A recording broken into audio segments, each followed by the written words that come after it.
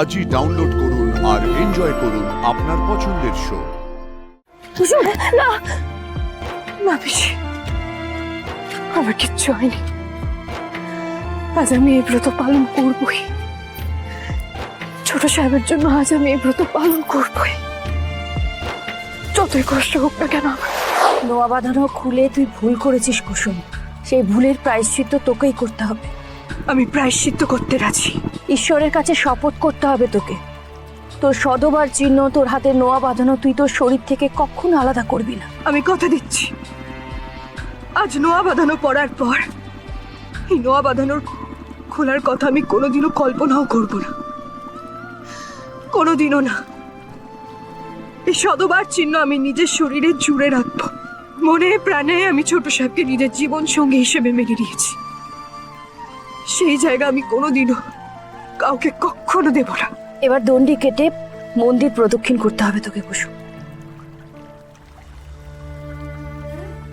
আর তারপরে আয়ুষ বাবার হাতে ছোঁয়ানো নোয়া বাঁধানো নিজের হাতে পড়ে এই ব্রত সম্পন্ন করতে হবে।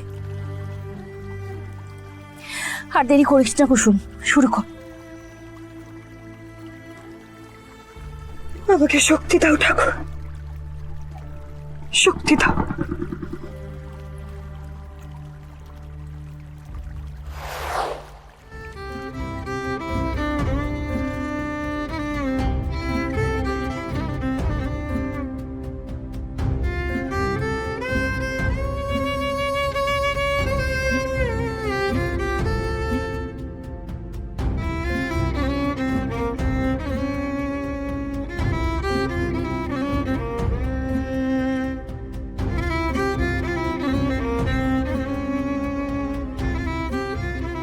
ঠাকুর, তুমি ছোট সাহেবকে সুস্থ করে দাও,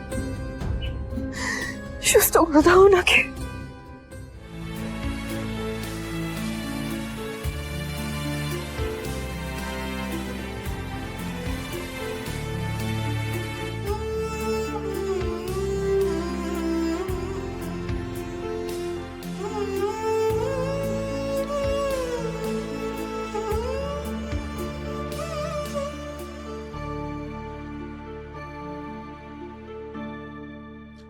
তুমি ছোট সাহেবকে মৃত্যুর মুখ থেকে ফিরিয়ে আনো, ফিরিয়ে আনো ওনাকে।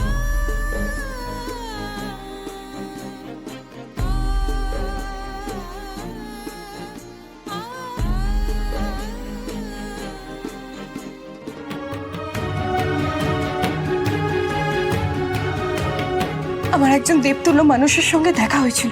তিনি আমাকে বলেছিলেন যে ছোট সাহেবের প্রাণের সুতো আপনার সঙ্গে এমন ভাবে জড়িয়ে আছেন যে আপনি যদি ছোট সাহেবের জন্য ভিক্ষাব্রত পালন করেন তাহলে ছোট সাহেব ভালো হয়ে উঠবেন দেবীমা।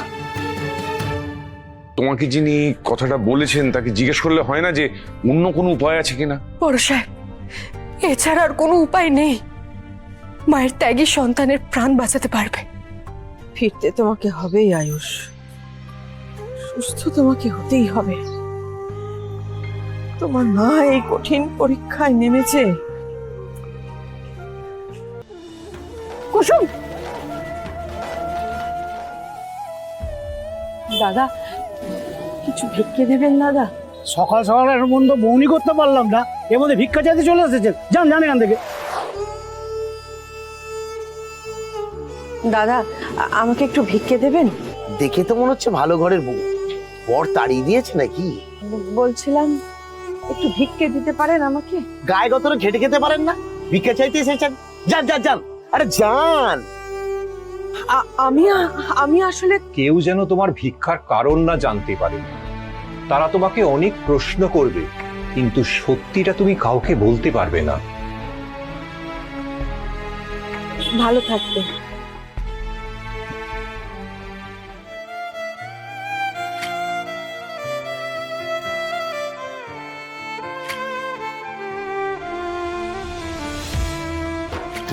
না না পিসি, আমার কিচ্ছু হয়নি। আজ আমি এই ব্রত পালন করবই।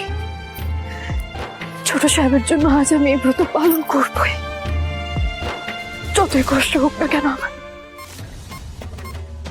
পেশেন্টের ভাইটাল ড্রপ করছে ডক্টর। ইমিডিয়েট ইনজেকশন দিতে হবে, কুইক।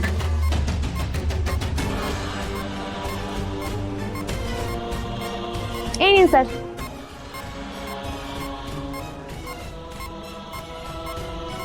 পেশেন্টকে সার্ভাইভ করানো খুব মুশকিল, কোনো কিছুতেই রেসপন্স করছে না। এখন তো কোনো মিরাকেলই ওনাকে বাঁচাতে পারে।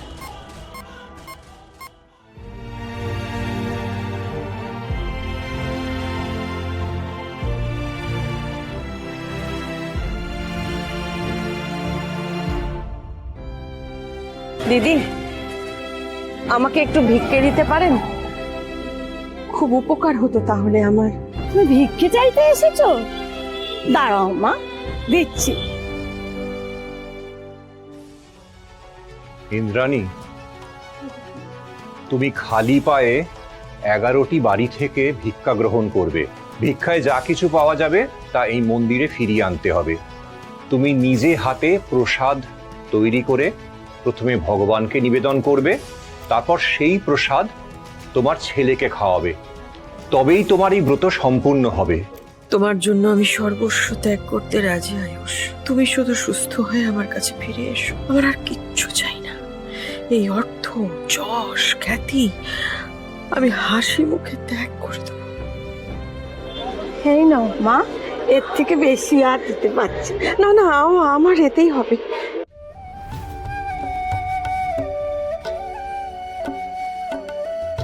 অনেক ধন্যবাদ আপনাকে।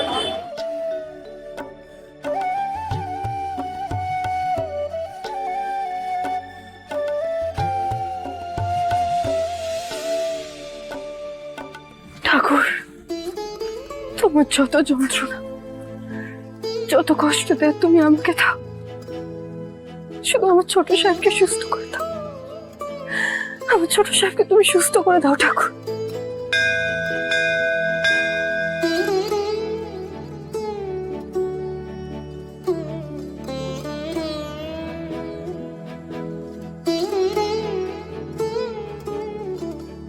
তুমি এতটা নিষ্ঠুর হতে পারো না ঠাকুর। ছোট সাহেবের এই অবস্থা দেখে দেবীমা চোখের জল ফেলেছে। তুমি তো জানো দেবীমা আমার কাছে ঈশ্বরের সমান। আমার ঈশ্বরের চোখ ভিজেছে ঠাকুর। তোমাকে দেবীমার চোখের জল মুছিয়ে দিতেই হবে। আমার ঈশ্বরের চোখের জল তোমাকে মুছিয়ে দিতে হবে ঠাকুর।